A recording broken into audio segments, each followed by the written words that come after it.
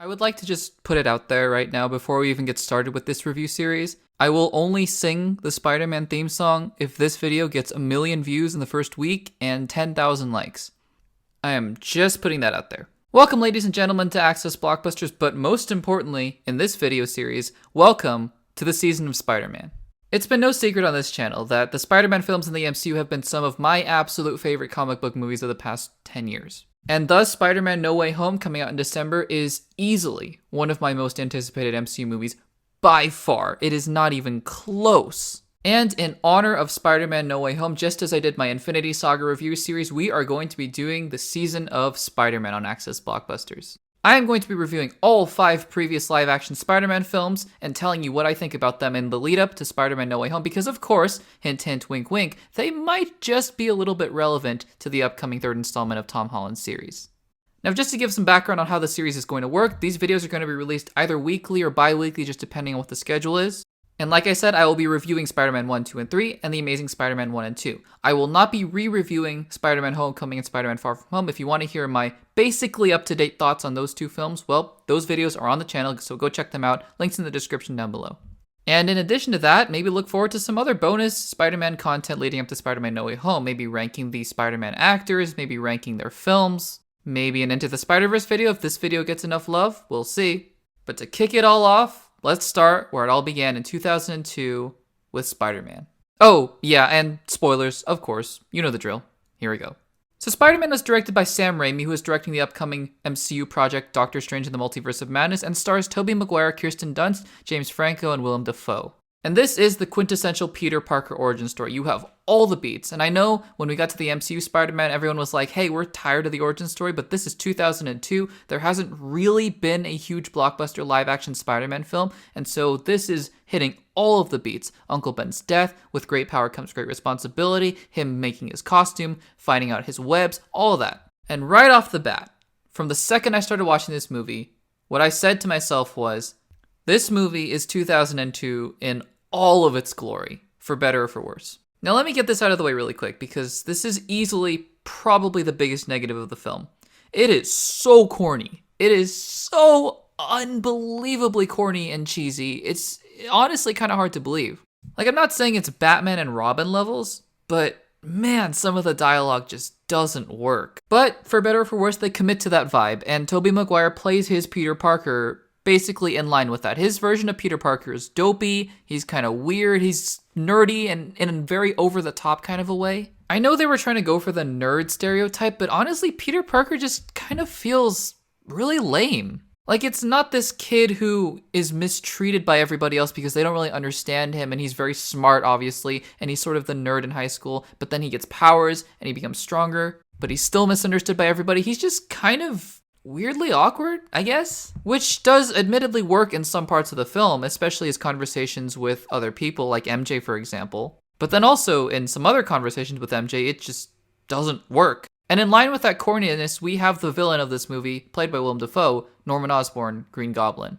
Now, let me get this out of the way. I think Willem Dafoe, for what he was given, gives an outstanding performance. I think he just crushes it. That being said, what he is given is just so corny. I mean, gone are the days where villains are just cackling and laughing in that mannerism and just talking in that way. It was 2002, I get it. But wow, watching this now in 2021, man. So we have to set that up out of the way because it permeates throughout the entire movie. From beginning to end, you get these flashes of corniness, even right up until Green Goblin's death, where he goes, oh, and then he dies. But while you can tell that this is very much a product of its time, that doesn't mean this movie is bad. Far from it. This movie is actually incredibly solid. One of the greatest comic book movies of all time? No, absolutely not. But one of the better comic book movies of all time, and especially based on when it was made? Absolutely. Now, going back to the performances, Tobey Maguire, again, does excellent with what he's given. Again, what he is given is not necessarily always the best, but still, he is a pretty decent Peter Parker and a pretty good Spider-Man. He does portray that conflict of responsibility versus what he wants pretty well, although that is explored a little bit more in Spider-Man 2, obviously. But still, in this first film, he's getting his feet wet, he understands who the character is, and I think he does a good job. I think especially there are moments when he is Spider-Man where he gets to really shine with the quips and the jokes and just the overall nature of who Spider-Man is. He's this joyful presence in the neighborhood of New York. Kirsten Dunst is fine. I mean, clearly this role wouldn't have been made now because she is just clearly the damsel in distress, and that is not a role that is made today. Obviously, you see that with Zendaya and MJ, but she's fine. And I think the same goes for James Franco as Harry Osborn. He's not bad at all, but I don't think there's really anything that stands out about this character. I think the real focus of the movie, and I think rightfully so, is Peter Parker and Norman Osborn, and I think they do a good job with that.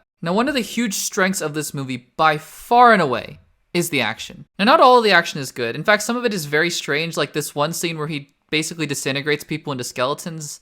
That's, again, 2002. And a little bit of the action at the end, you can tell they're trying to be practical, but it sort of really looks like a set. But I have to say, the web slinging is phenomenal. Like, I've been ragging on this film for being corny and all that, but no, really, the web slinging, oh my goodness. I was floored when I saw the effects for the web slinging. Like, if you look at the MCU Spider-Man films and even the Mark Webb Amazing Spider-Man films, they really had the template to work from with Sam Raimi because he set the tone with how they were going to film that sort of web slinging across the city. It was fantastic. Another strength of the movie that I didn't really expect is actually the music. Danny Elfman composed the score for the first Spider-Man film, and he does a fantastic job.